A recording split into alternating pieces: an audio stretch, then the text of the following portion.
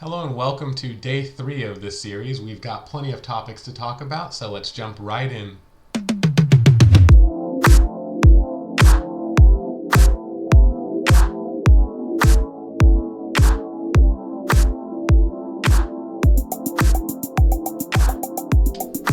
Alright, so welcome. Today is day 3. I've put a couple of topics here on the screen just to kind of guide what we're going to talk about, and as we go from one topic to the next, I'll just change the bold and underline so it's a little easier to navigate if you're just trying to skip around.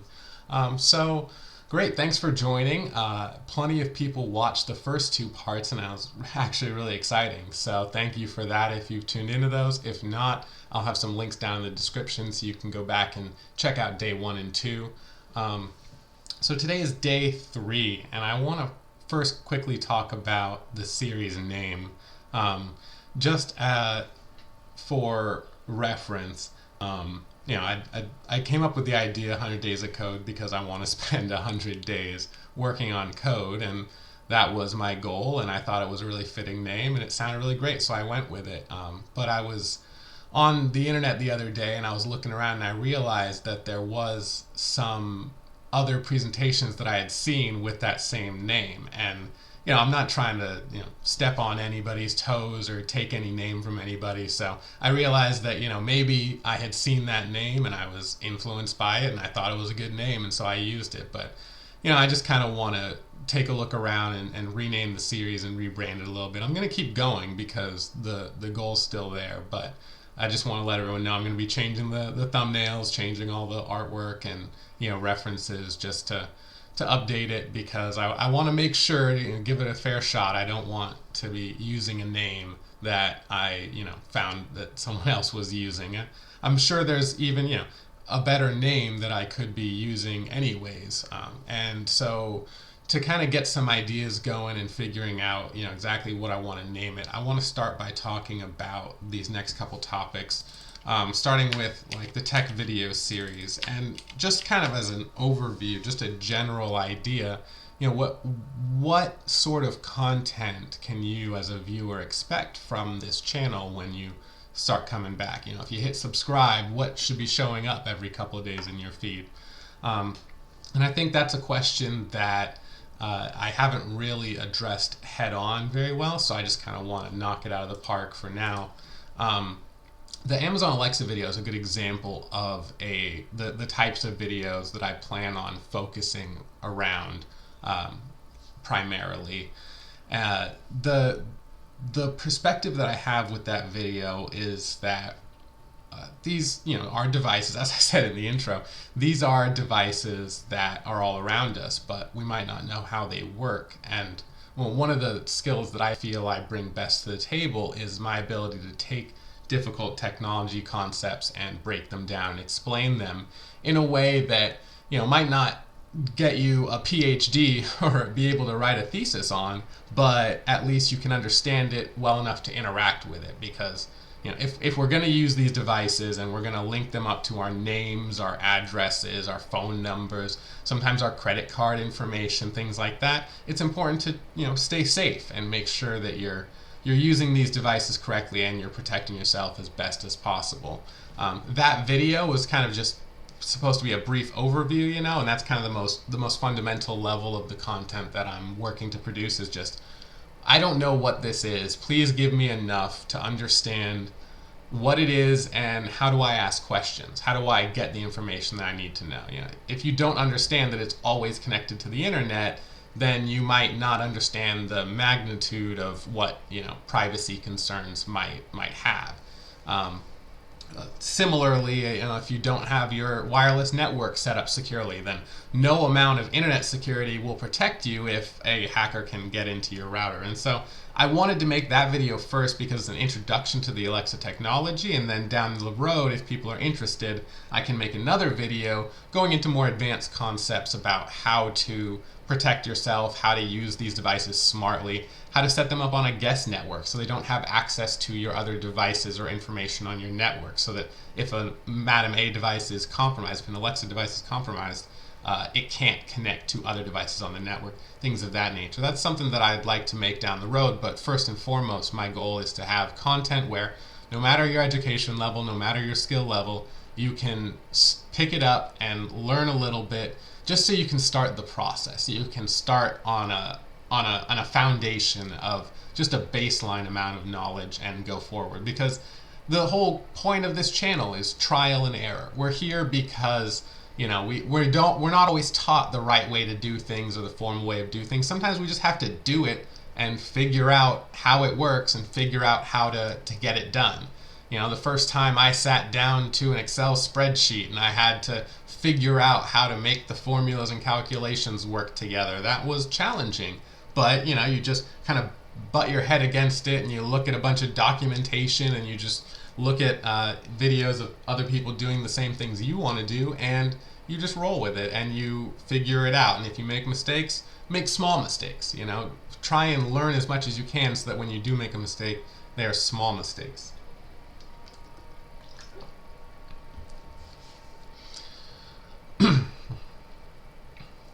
There's a popular saying out there, if you're gonna break things, but break things small. Break small.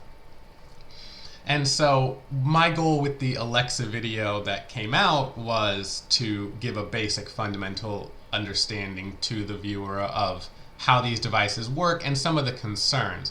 Granted, the user's not going to leave equipped, ready to protect themselves on the internet, but if they are, for example, talking to a friend or relative who has a device, they might be able to ask and say, hey, have you experienced any of these concerns? Have you had it turn on when you didn't want it to?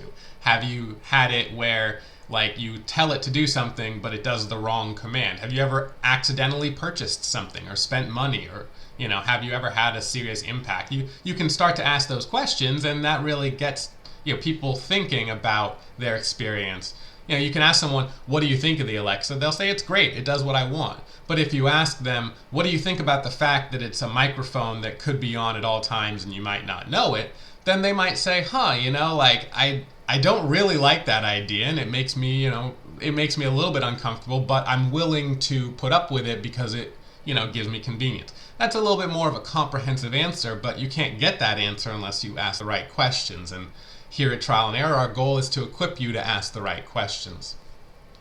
Kind of going forward along those lines from the tech video series onto the subject of evolution over time. That Alexa video is a good example of baseline, but I'm looking to expand over time. I want to make a decent library, 10, 15, 20, 30, 50, 100, 1,000, videos in the basic series. But I also want to branch out for users that might have watched a couple of video series and they want to say, okay, I'm interested in Alexa and I want to take the next step. I want to watch the advanced security practices video. Or I'm really interested in Trial and Error Assistant and I want to know how that works better and how to customize that and set it up for my needs so I don't have to invest in this device. And for people who are looking for that sort of thing, I want to be able to make content for those people as well. So in the former case, people who are interested in more advanced Alexa topics, I can go and make more videos going into detail on that. And for the latter category of people who are interested in Trial and Error Assistant and this do-it-yourself, I want to actually try and make it myself, not just try and buy one and be smart about it. If you're the makers, then I want to have videos for you where I go over the code and I talk about how it works, and that even if you don't have Python experience, there are small things that you can change that'll make a big difference, like setting a custom wake word or having it pull up Hotmail instead of Gmail, or have it pull up your Spotify instead of YouTube, and all these different features that you can implement very easily yourself, if only given the right guidance and the right leeway to try it out and make some mistakes for yourself and figure out how it works. Get your hands dirty. So all that's to kind of say, I have some video ideas. I've got my little notebook here. I want to do some more basic introductory videos talking about, computers in general and how they work, how headphones work, smart home devices like Alexa, how the internet works, how email works, things like that, where we all interact with them every day, but there are certain small pieces of information that might make a big difference in the way that you interact with them. And so I think it's worth highlighting. So if you're interested in those series, leave a comment below. Let me know if any of those ideas are things that you want me to prioritize. I also have some video series where I want to go a little bit more in depth into specifically how computers work, how processors work, how RAM works, what is a motherboard, why do I need a graphics card if I have onboard graphics on my processor? What's the difference? Things like that, where the answer is not, it doesn't require a lot of complex information to communicate, but sometimes these basic introductory questions get overlooked by advanced practitioners in the field, or maybe you start to read the documentation and it seems like it's written in a foreign language and I don't know how to deal with it. I need someone to just explain it to me. Well, that's what I'm here for. I'll give you a brief overview and get you set up to start playing around with it and see how it works. And similarly with understanding how computers work, do I need to turn my computer off every night, or can I leave it on standby? Is that fine? That's a question that a lot of people ask, but there aren't always resources out there to get. And then moving down the road, talking about those more advanced videos, like the more advanced Amazon Alexa video. So there's some other things that I want to do along those lines, like risk-reward evaluations. Should I buy an Amazon Alexa? Like, really explain to me the privacy implications. Or should I use Google services? As you see, I'm a big Google fan. I've got Google Docs running on Google Chrome, but I accept the risk because the reward to me is worth it. But if you don't know what the risk is of using Google services, using Facebook, things like that, then it's a trade-off that you're making without understanding it, and it can be dangerous. If privacy is something that you truly value, then it's important to know when that privacy is being breached, or when you're voluntarily giving over information, even if it's not made very clear. I also want to talk a little bit about, have a video talking about, Facebook ad placement. That's something that I get a lot of questions about. Why do people say that Facebook is tracking me all the time? Like, what does that mean? What are the implications? How does it work? And I think that, Facebook and companies like that really try their best to make this information accessible. They try and put it into plain English and put it on their website so that people can understand it. But if you don't know where to look, then you might not know that those resources exist, and you might not be able to get that primary source information, or you might not trust that information. Maybe you've heard different information from different sources. And so I think that videos like that are important to make for people who are interested in these technology concepts and want that further step to just kind of incite their learning process even further. Get me started with talking about these topics so I can go and have discussions with people, so I can go and learn for myself, so I can experience it myself, rather than just having to believe what people tell me. It's all about trial and error. It's all about figuring out through the process. And then finally, the other video series that I'm aiming to make, that I've got planned out, is I have a nickname Python Charmer. It's the video series for people that might be interested in trial and error assistant, and they want to know just a little bit of Python so that they can understand how to work with technology in a more efficient way.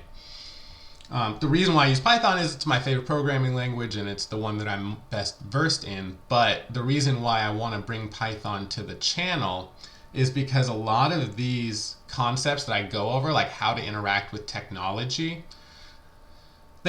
they're predicated on what the technology is that you're using. And like a video talking about Alexa security might have some helpful information for someone who wants to set up their home network, but it might not cover the whole breadth of the topic that needs to be presented. And if you're stuck with consumer solutions like using Alexa rather than your own personal assistant that you code, then you're stuck with the limitations of those systems. And sometimes those limitations can't be worked around. Like, you can't operate an Alexa without an internet connection, is my understanding. I mean, maybe there's a way, but there's these limitations that are baseline built into the functionality. It's how they work. And if you want something that works differently, well, maybe somebody makes it, maybe somebody doesn't. maybe you like the Nest over the Alexa, maybe you don't. Maybe you want one that maybe it's got a hard a disconnect between the microphone, so that when you turn that microphone off, you know that it's off. Well, a lot of these devices, they have electronic switches which are not mechanical, and they they don't physically disconnect the parts, so it's possible to re-engage the microphone even if the switch is turned off.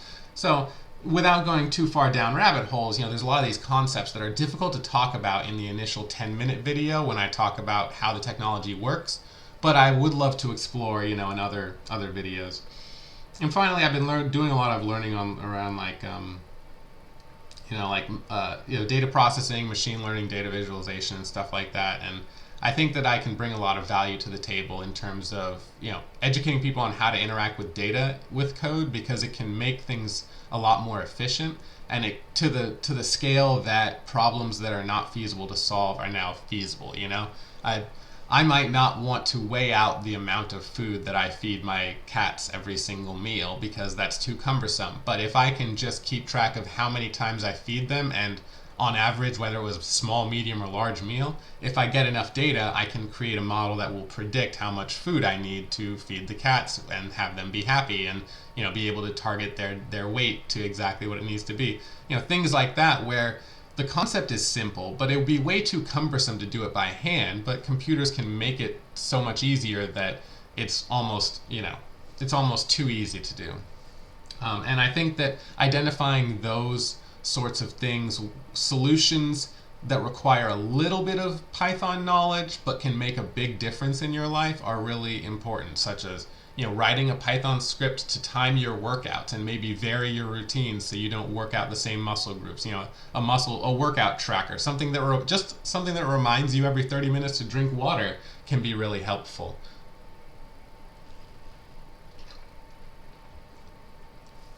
And so I think that series would be really helpful.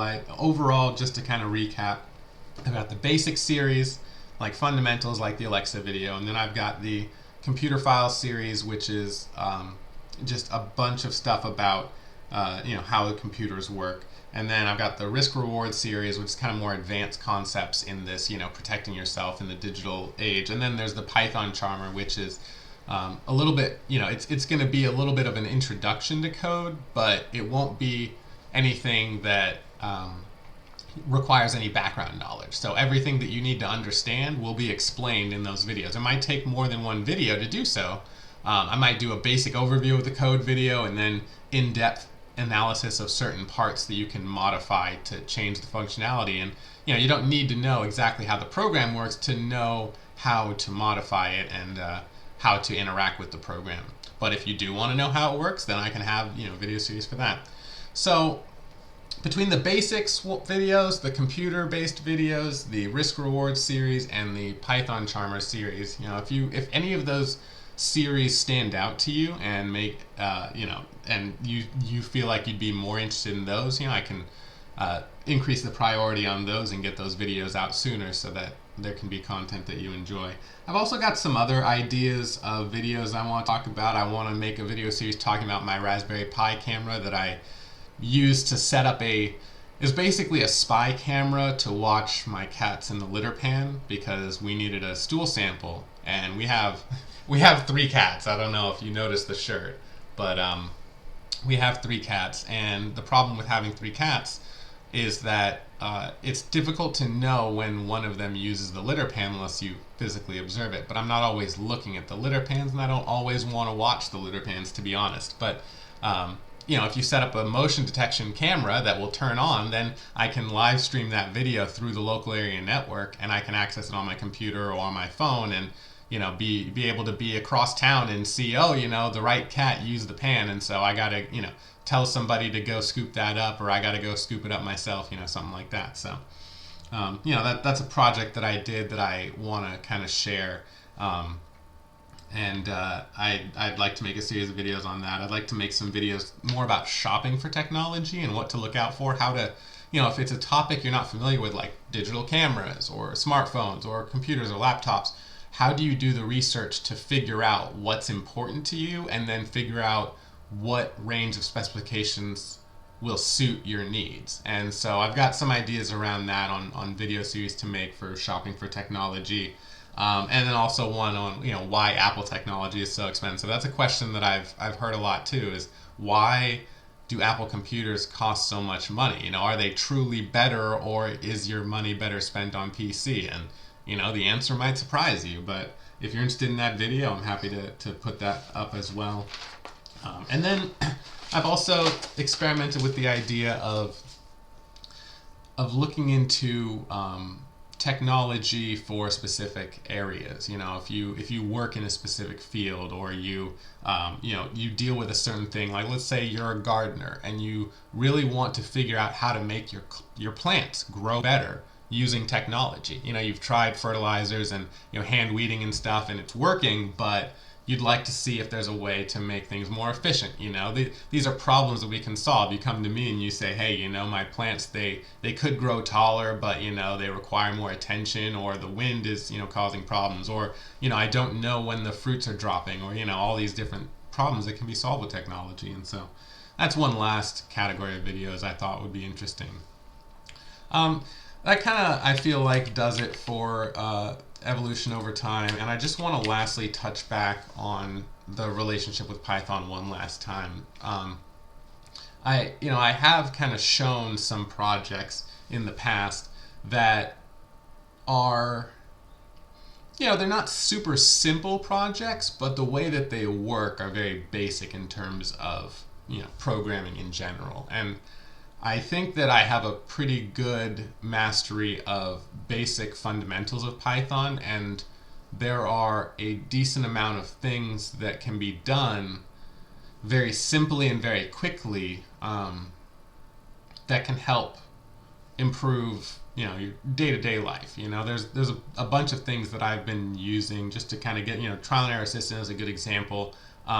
Things like setting up a script to automatically crop my images and take my full resolution 4K images and crop them down to web size so I can put them on the web, or crop them down to 720p or 1080p just so I can have a portable good looking photo that I can put on a USB drive. I work a lot in raw photos, and converting them over can be a little bit of a process. I use software sometimes, but other times I'll just write a Python script and just tell it, hey, you know what, computer?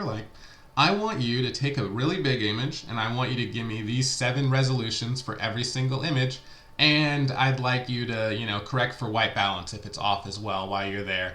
And, just show me 1 in, 50 pictures just so I can see, make sure it looks good. And then you click the button, and 30 seconds later, it's done. It's there, and you've got thousands of pictures, that you've turned into all these different sizes and corrected for white balance, and they're all, done. You don't have to sit there and manually go through your images and edit them. You just identify what the problems are that you want to fix, and then you can always go in and edit them later. But you identify the problem you want to fix, and then you just tell the computer, here's the problem, and here's how I would solve it.